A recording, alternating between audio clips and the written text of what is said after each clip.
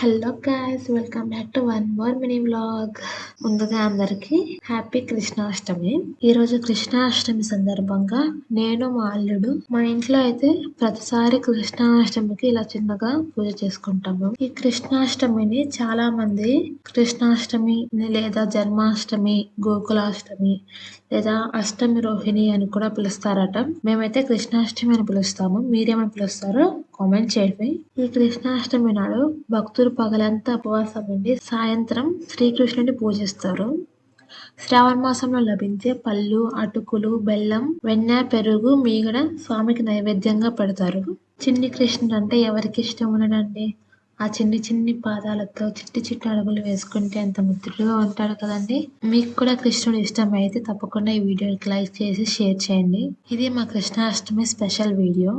ఈ వీడియో కనుక మీకు నచ్చినట్టయితే లైక్ చేయండి, షేర్ చేయండి అండ్ కామెంట్ చేయండి. మరెన్నో వీడియోస్ కోసం మా ఛానల్ ని సబ్స్క్రైబ్ చేసుకోండి.